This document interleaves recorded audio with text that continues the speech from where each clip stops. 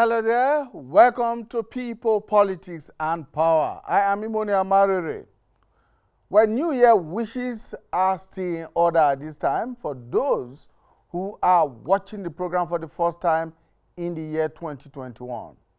Well, from here, we wish you the very best. Our focus on the program today will be on governance priorities for Nigeria in the year 2021 and the expectations of the citizens. But of course, we cannot touch slightly on democratic developments across the world. Happenings in neighboring Ghana, known for its peaceful democratic transition of power on the African continent, and in the United States, which is held up in many circles as the gold standard for democratic ideas, have left many in shock and nonplussed. In Ghana, a scuffle broke out in parliament as voting was underway to elect a new leadership following the December 7 elections and just before the inauguration of the Ghanaian president Nana Akufo-Addo for a second term in office. His victory at the polls is being challenged in the court by the opposition National Democratic Congress (NDC), which insists that the election was flawed and that no candidate met the constitutional threshold of 50% plus one to be declared winner. The NDC alleges that Akufo-Addo was fraudulently declared winner of the December 7 election. And now images from the breach of the United States Congress, the Capitol Hill, shocked the world as Trump's supporters temporarily halted the certification of the electoral college results of President-elect Joe Biden. The city on the hill, as it is fondly referred to, came under attack for the first time in over 200 years, and even more, by a mob motivated by President Donald Trump himself, who believed that the November election was rigged. Calls have begun to emerge for President Donald Trump to be removed from office with less than 13 days to the end of his tenure. But he has moved fast, as it were, by asking all political appointees and ambassadors to resign on January 20th. We shall, even for a little while, review the lessons to be learned for the advancement of democracy in Nigeria. And after that, we shall zero in on governance priorities and citizens' expectations in 2021. The Presidential Task Force on COVID-19 has said that President Muhammadu Buhari and his vice, Professor Yemi Osinbajo, and other top government personalities and functionaries will receive COVID-19 vaccines publicly to assure the populace of his safety. This is in response to fears being circulated in various quarters that the vaccines are harmful. The question, however, is what measures are being put in place to ensure an effective vaccine rollout across the country. And how can the rampaging second wave, made worse by the new and highly transmissible strain of the virus, be halted without reverting to another lockdown like other nations are currently doing?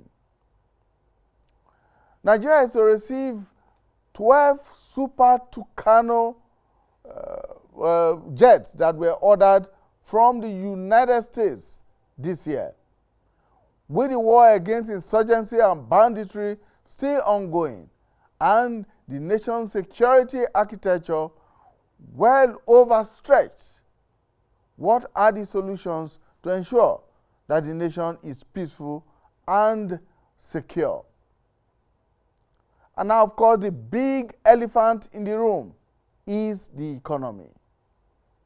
The recent controversy over electricity tariff, the hike in electricity tariff, that's right, reignited conversations around the government's concern for the economic stability and the reality of many Nigerians today. We will also review what steps the government should take in 2021 to put the economy on a prosperous path for all citizens. How well can a 13.5 trillion naira budget, how well can it be managed to turn around Nigeria's fortunes, economic fortunes, that is? Of course, all of that, my guest will be looking at when we return from this short break. Stay with us. Of course, he's a distinguished guest, Professor Packer, Professor Magnus Packer. Of course, he's a well-known name in Nigeria, Executive Chairman, Economic Growth and Development Center, former Chief Economic Advisor to the President, and Chief Executive Officer of the National Planning Commission. Professor Packer is a former Professor of Economics at the University of Dallas in Texas, USA. He is also, of course, a host of Magnus Packer GVA on AIT. So you see why I say he's a distinguished guest. Thank you so much, Prof, for finding time to join us. You are wonderful. I have to come every day so you can introduce me. You're wonderful. Thank you very much. You have a wonderful show. And it's always a pleasure and great honor to be with you on your show. Thank you very much. Welcome. Yes. Welcome. Right. So here we are in 2021 after what many describe as the worst year in human memory in terms of the health calamity that befell the world. As of today, we're talking of millions of people who have fallen into the coronavirus. We're talking of millions more who are infected. And almost every country on earth is affected one way or the other. Economies have suffered so much. Absolutely. Now, so what does 2021 look like with this baggage that we carried over from 2020? Well, thank you very much. I think that 2021,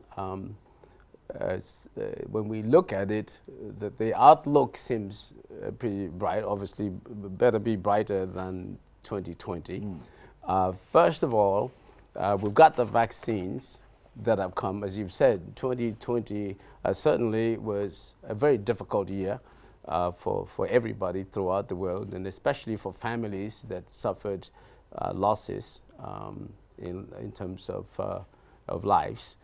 You can't. They suffered irreparable losses, and so it was extremely difficult for families like that and for nations.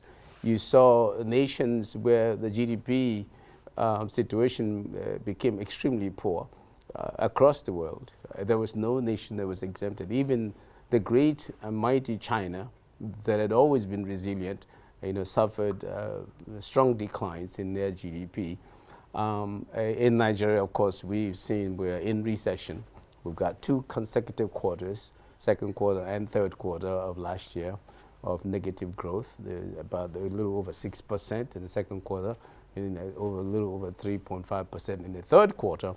And I think that the problem still persists going forward. The question is, when remedies come, when these things go away, there's something economists call economic hysteresis. So the thing that caused the problem has gone, but the effects of the problem are still there. So the question is, how do we take care of this so-called economic hysteresis that would certainly happen? You can come out of a recession and still have unemployment lagging, staying pretty high for a long time. So we have to be able to do certain things in Nigeria. We have to get our house in order.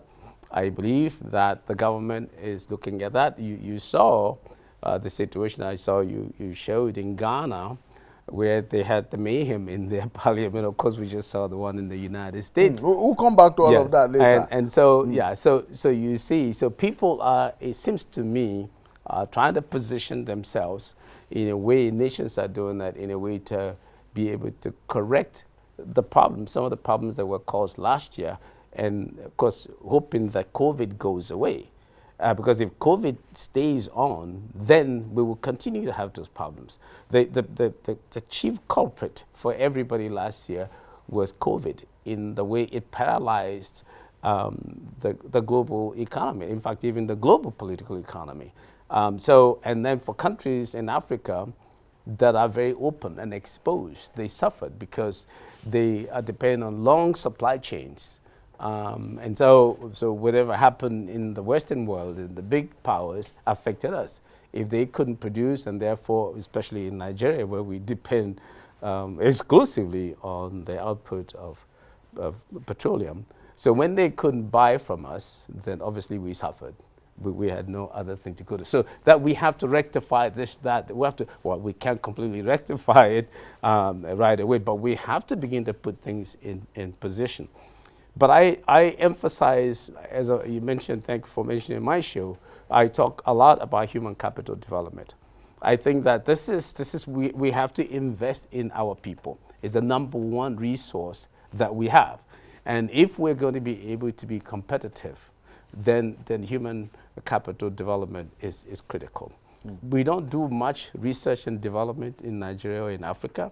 We have to begin to do that. And we maybe, with time permitting, we can talk about some of the areas where we can do that and hopefully begin to see results, starting right away. But this is still going to be a difficult year because of the after effect of what has happened. But I believe that there will be a rise in oil prices, at least in the immediate term, because of thirst. Because people are famished of lack of production and then other things across the world. And as they come out, there will be increased demand. And with the increased demand, with demand oil, and the prices should be somewhere better than $50 a barrel, in my opinion. Now, but down the road, I think we will have issues because you've got a President Biden coming in that is very pro-climate change and against fossil fuels and their emissions. So that's going to put a damper on our economic situation as we rely on crude oil production. But I think in the immediate term, we will see a good rebound in oil prices. Nigeria behaves the way oil behaves. If we're able to sell our oil, we're going to be okay. Our foreign reserves will be okay. Exchange rate will be stable. So I think in the immediate term, coming into this year, we should see improvements in that regard. It's just that, again, in our own country, we're thirsty. We're a growing country. We're an ingenious people. And so there's increased demand. So whether the supply of foreign reserves, from foreign reserves, can meet the demand, the great demand that will come from inside, I don't know. And also with the start of the African Continental Free Trade Area, which is started already in theory.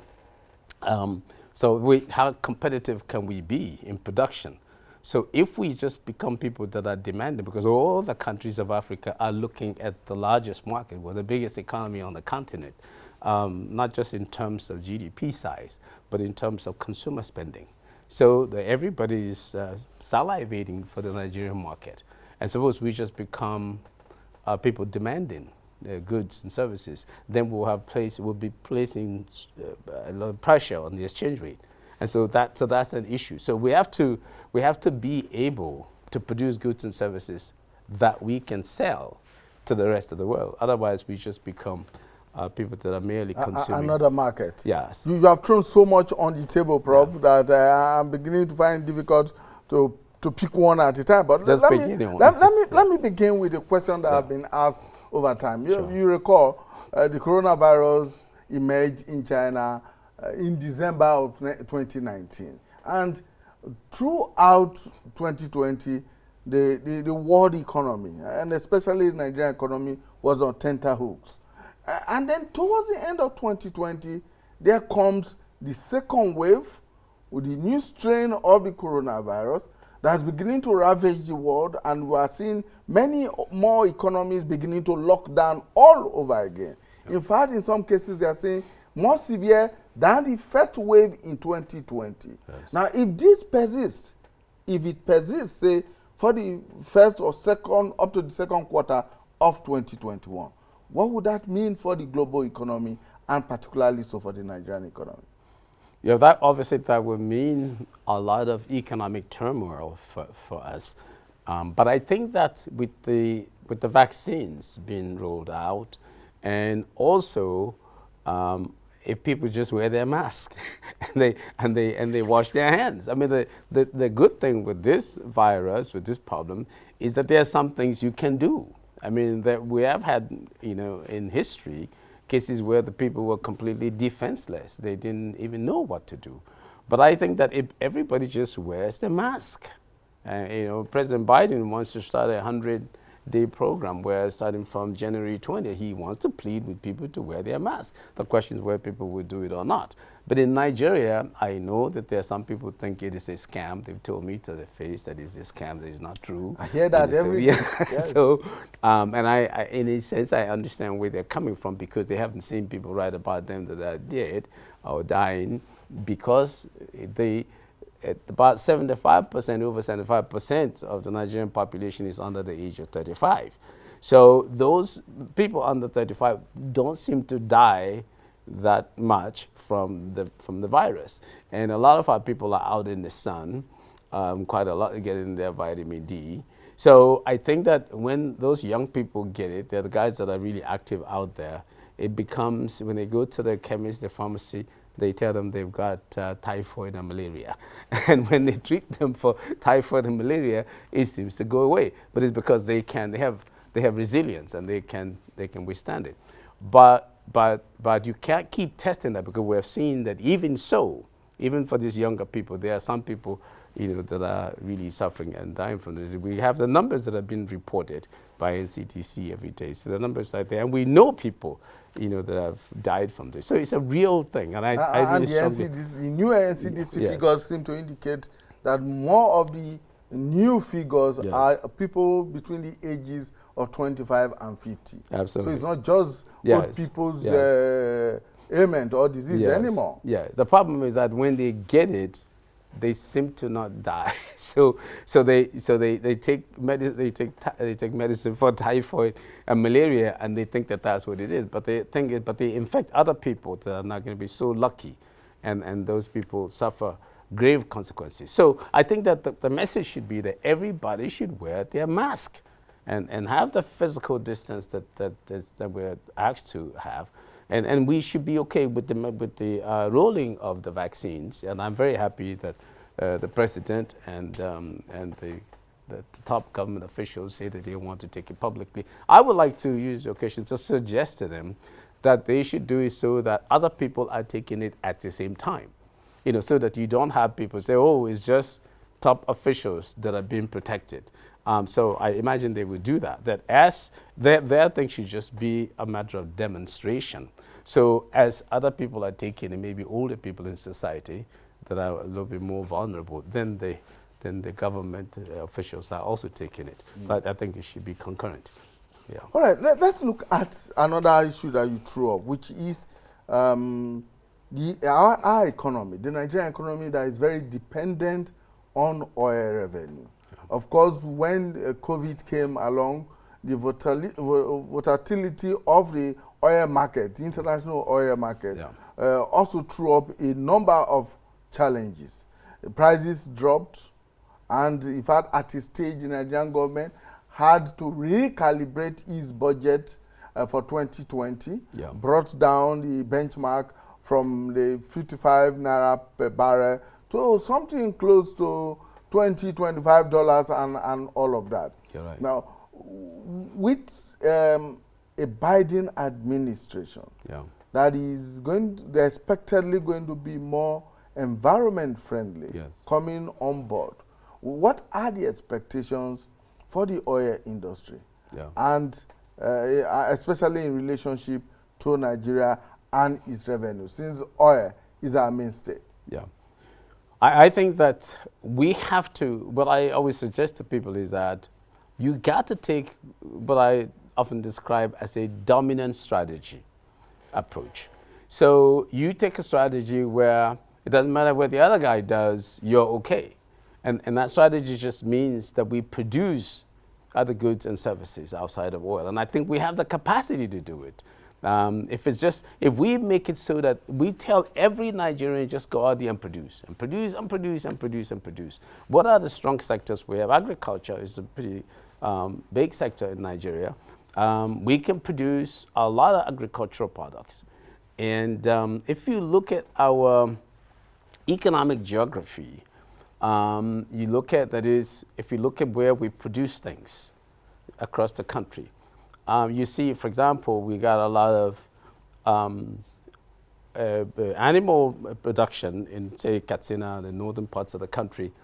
But I think that the southern parts of the country can also participate in that business. So we have to look at this so-called economic geography and manage it in such a way that if you're River State, if you're Lagos, if you're Bayelsa, you can do meat packing in partnership with Katsina. So let's say some states feel like they have certain advantages that can be employed. So we will create these partnerships. We've got to have strong partnerships. I say often that I'm not sure that Nigeria or Africa can succeed without global partnerships, honestly speaking, in terms of being really globally competitive. And if you look at some of the other countries that got there quickly, like if we take like South Korea, it was through global partnerships. Even China, that may pretend to be doing things by itself, they've got a lot of partnerships with Europe and the United States.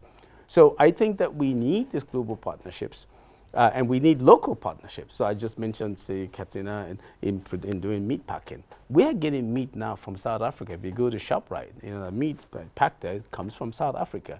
I mean, so we can do the same thing and supply under the Africa Continental Free Trade area to other parts of Africa too. We have advantages there. So we need to begin to look at ways that we can protect the Naira, stabilize the Naira, and produce goods and services and create jobs.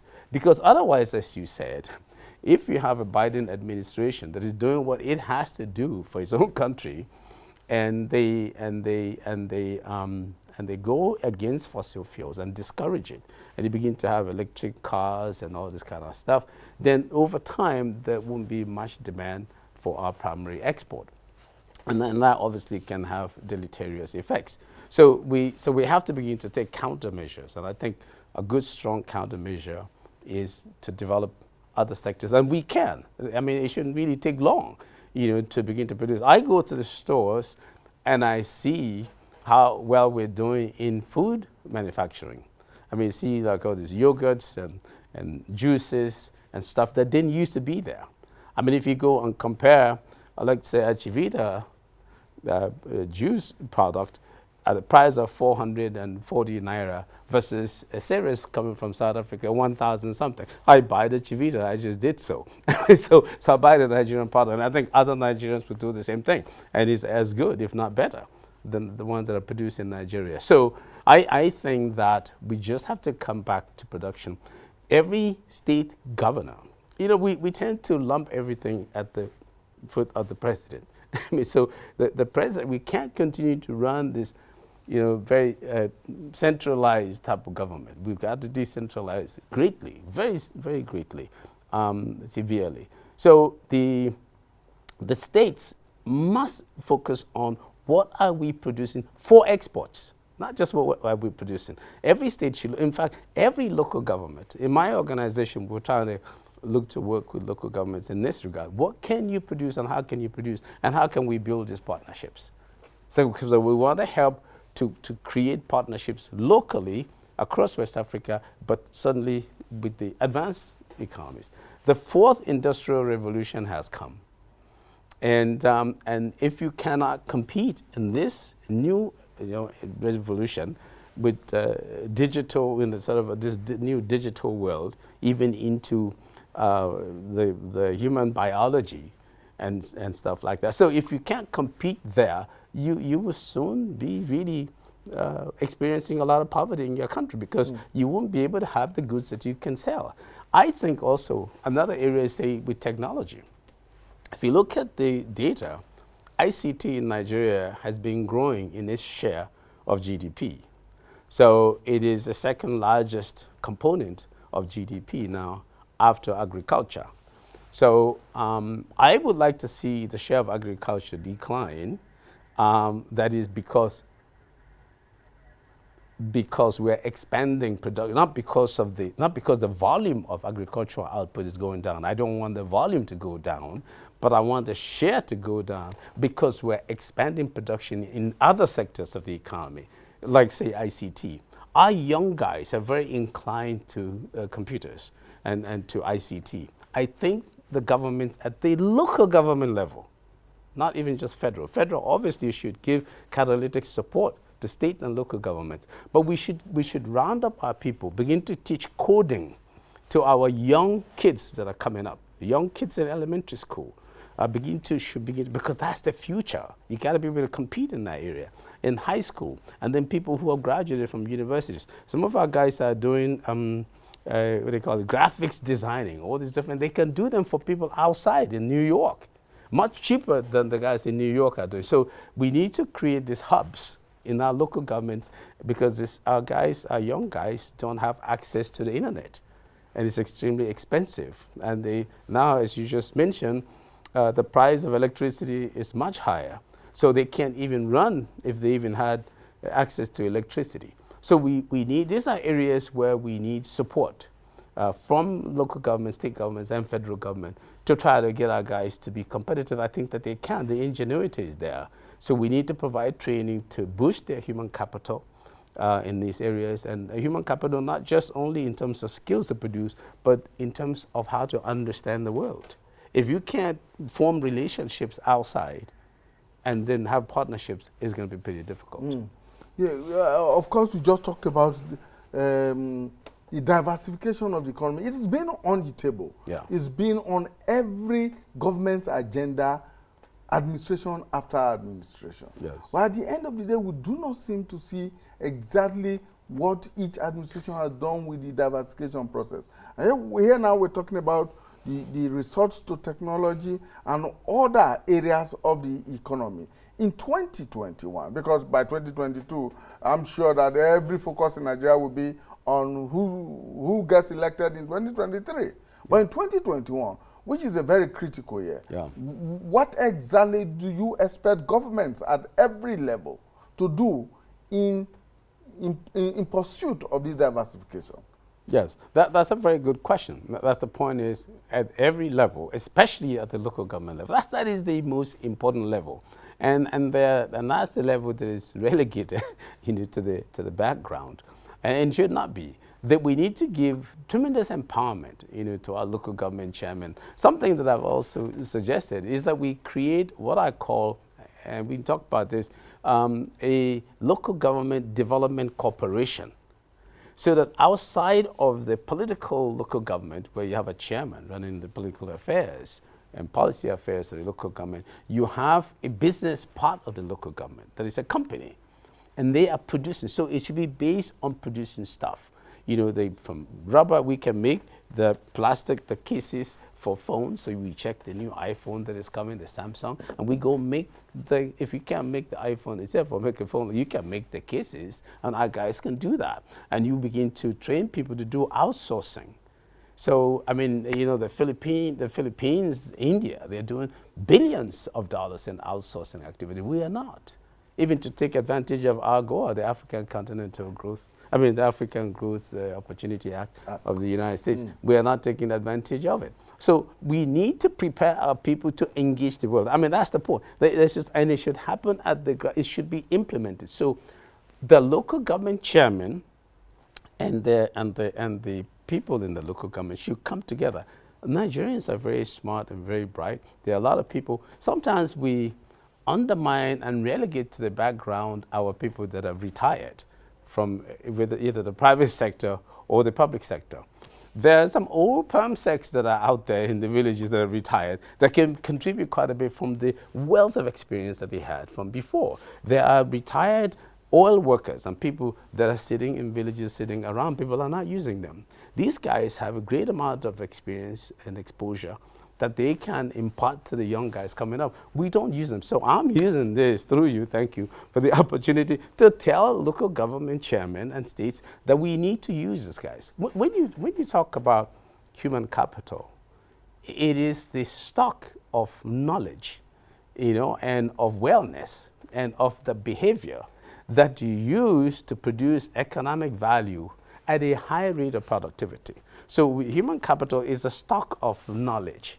So knowledge consists of education and experience. So let's go get the experience of these guys that are out there and just sitting and use them. So I'm saying, you ask, what can we do? Well, that's what we can do, is to have these guys to begin to advise, because some of them are exposed, they've traveled around the world, they've been to places, and they know what needs to be done. They're retired now, but they still have, nobody took the things from their head. They still know it.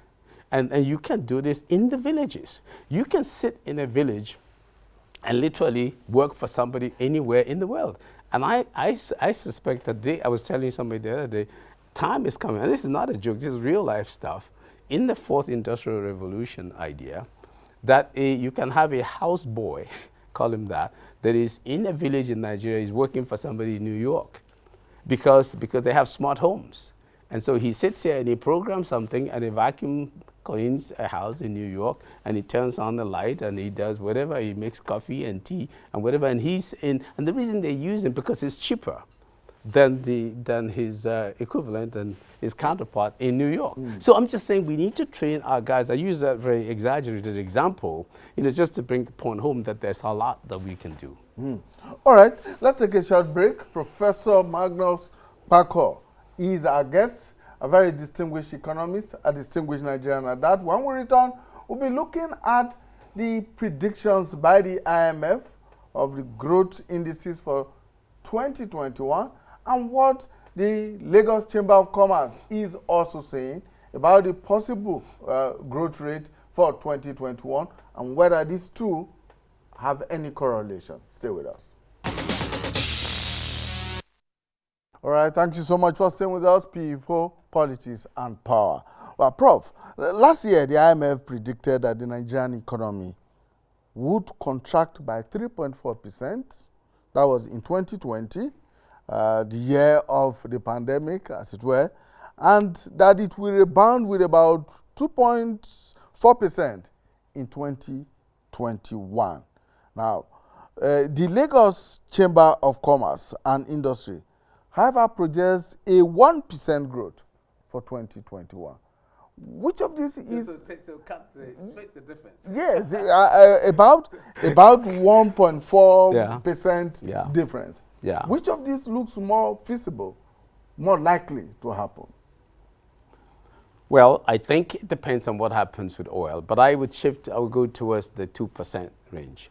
The reason is because of the sharp decline in 20. So when you take a little growth and compare with a deep recession, you tend to get something larger. So we may grow, we could even do better than the 2% in 2021 as a whole, if the oil prices stay as they are and begin to rise, because I think we can do that. Otherwise, I was going to say, okay, split the difference and then you take, let's take the average, yeah. But no, I think that I would go more with the IMF forecast, and probably even better. I think that we could do better than something between 2 and 3% in 2021, because you're going against a very shallow performance in 2020.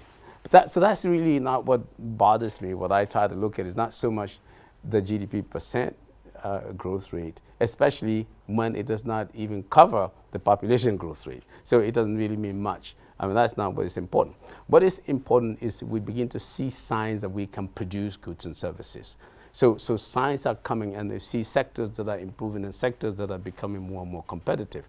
Because then that tells me that if we get to 2.5%, 3% this year, then the next year we may get 5%, then the next year we may get 6%. So you want some sort of a momentum, you know, that is growing in the economy. Most people won't even feel the difference if you grow 2% or you grow 3.2. You got to grow very significantly.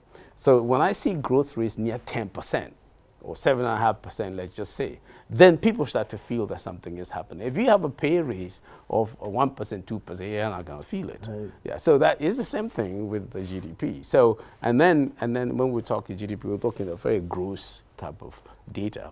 So, so I think that what we want is, that's why I really am big on human capital investments and on preparing our people to be more globally competitive. We have to teach them. It's a matter of people getting consultants, getting teachers, getting retired people, whatever, to teach our people. You got to teach the countries that are doing well. If you go to Singapore, you take a taxi in Singapore, the taxi driver can give you a history of Singapore.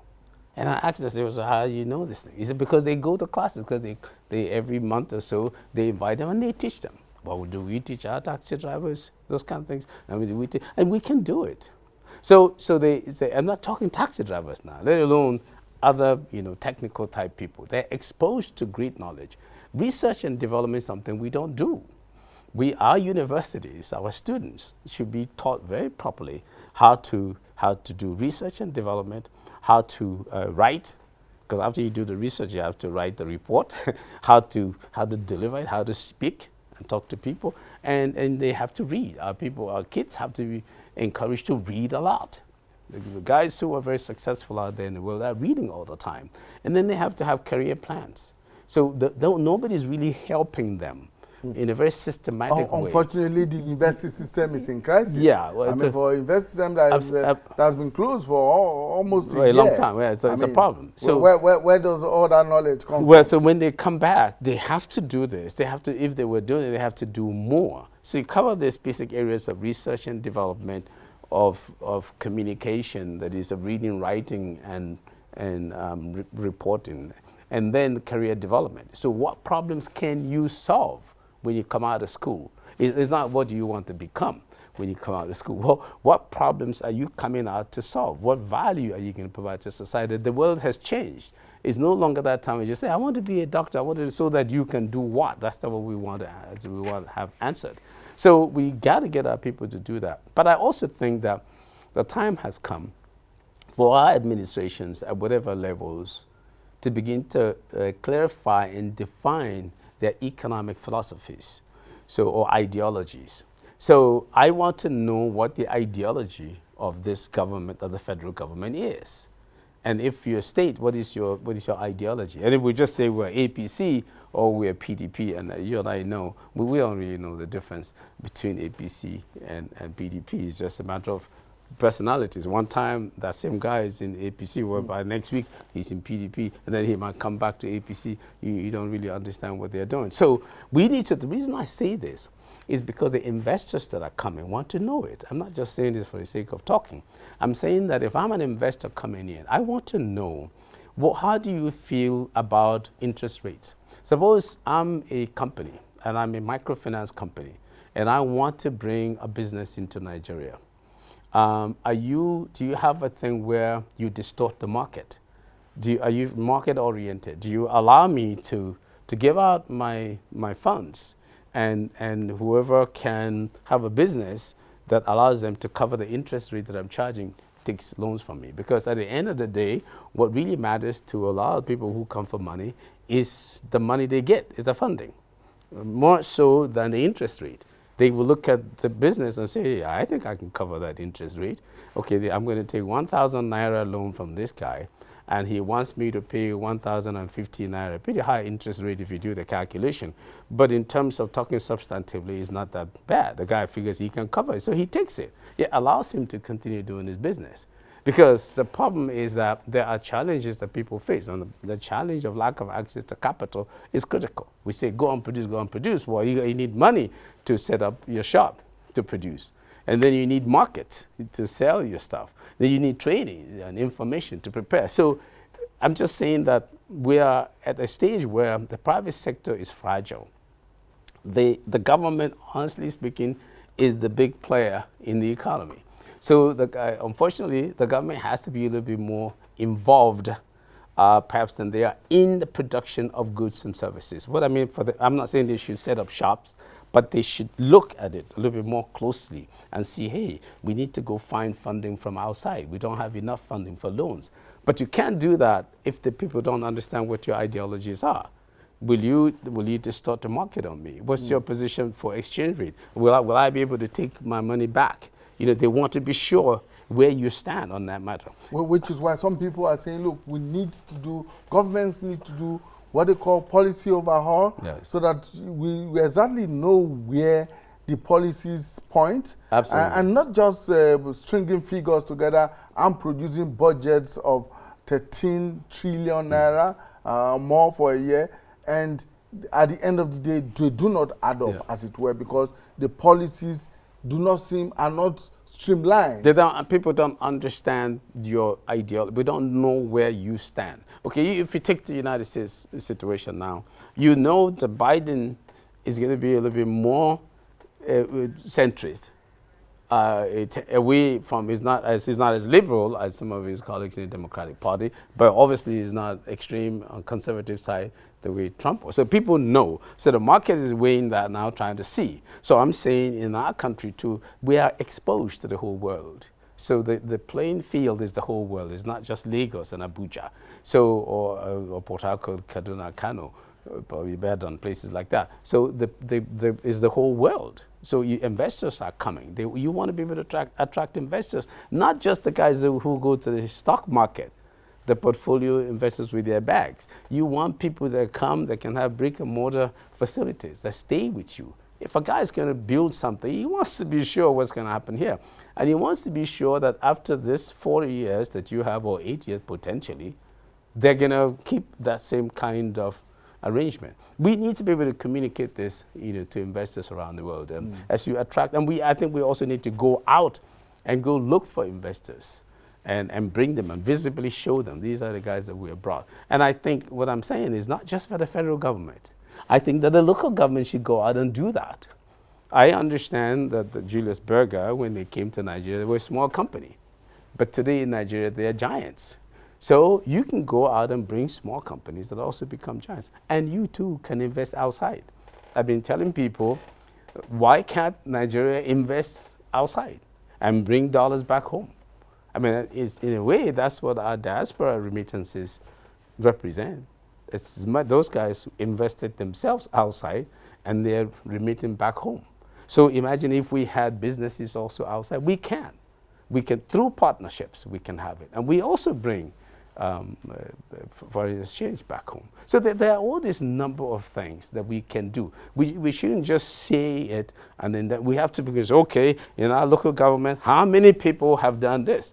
And then we literally go out and recruit people. It looks like you can do it in your carpentry shop. What is your problem? Why can't you do it just like the one from Italy?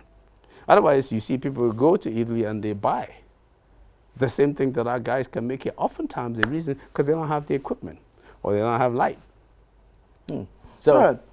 we can do those kind of things. Yeah, Prof. So let's take a few minutes and look at the events of the last 2 days in the United States. Yeah. And what you consider, I mean, given your experience, having lived, worked, and spent a number of years in the United States, you must be familiar with the social, the political, and the economic system of the U.S.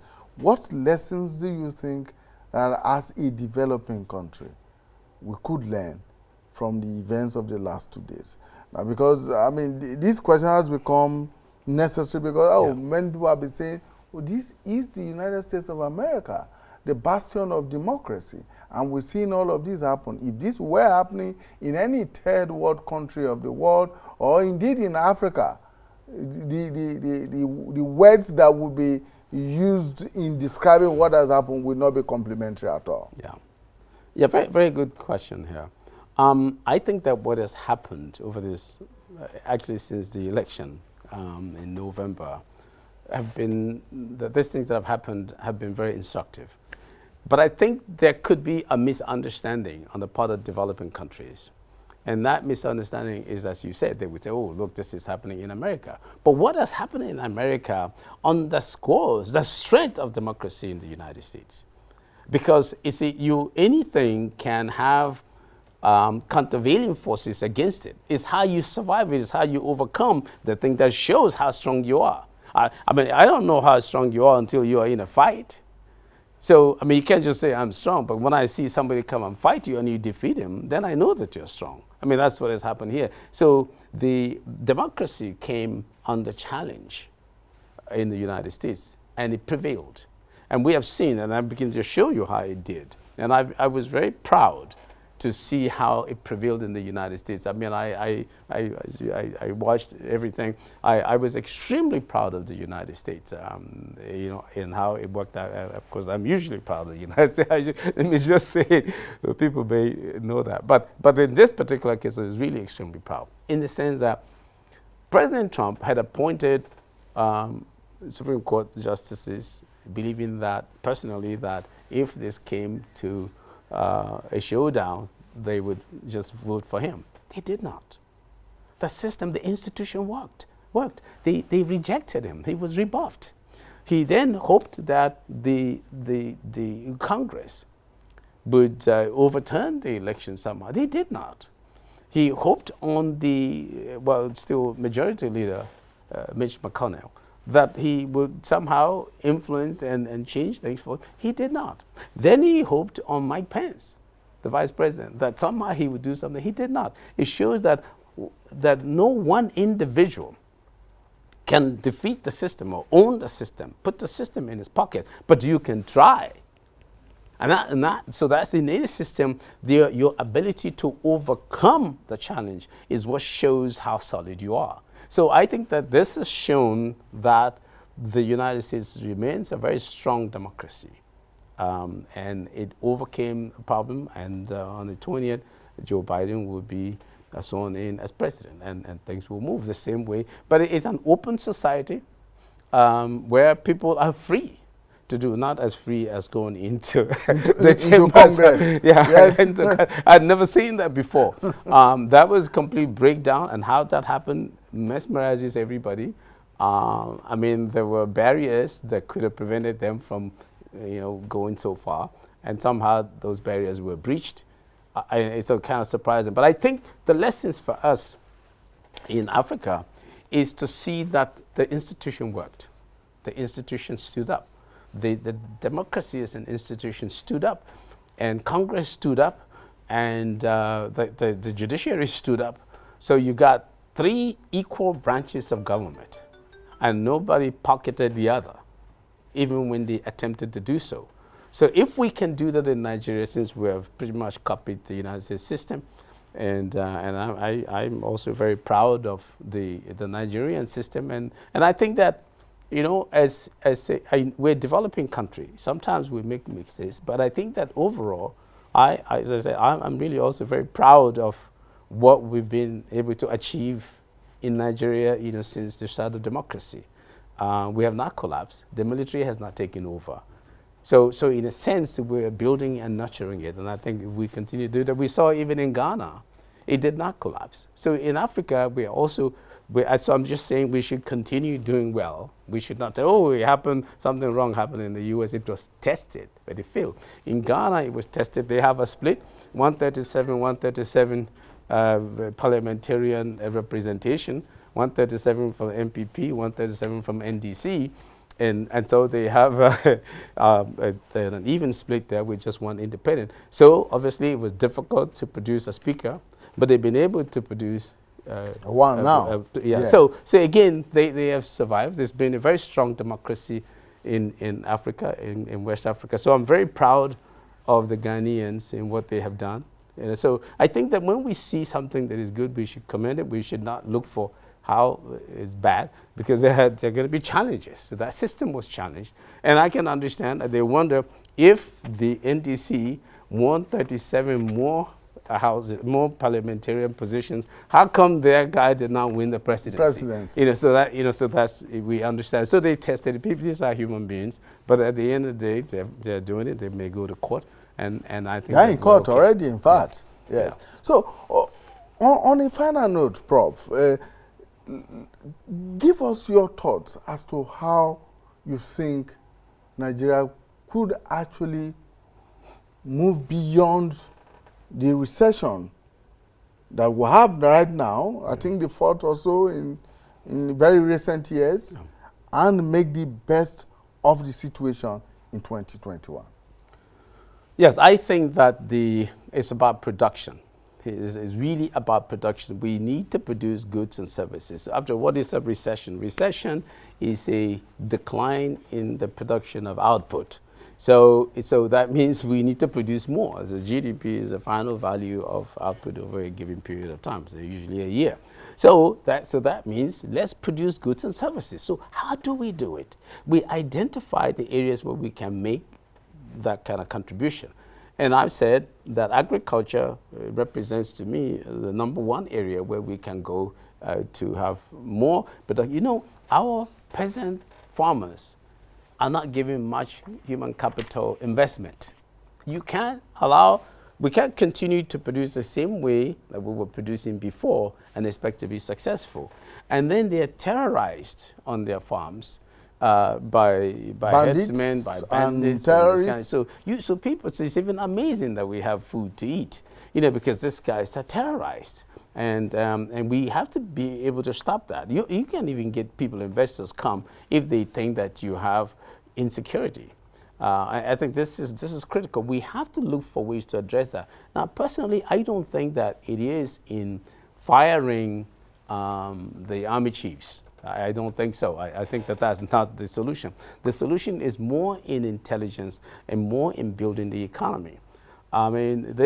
Sometimes I feel sorry for the members of the armed forces, because these terrorists, they mingle with society, and it's not like they're at a particular place. Well, there they are. Go and get them. So I think that our forces are strong. The Nigerian armed forces, I believe that they're strong enough to, and they're doing a pretty good job. But these people, it's a matter of intelligence. We got to use a lot of intelligence to locate these guys. We got to produce goods and services. But intelligence is extremely important. That security issue is a serious problem for us. I don't think the solution is by going to shoot them down. Obviously, where you see them, you shoot them down. but we have to get our people. They won't have people to recruit. The lunch hour, I often say, it will not be long enough for somebody to go and kidnap somebody and come back if he has a good job. So if I have a good job working somewhere and they're paying me well, I say, let me, at my lunch, let me run down and kidnap somebody and come back. I won't be able to do that.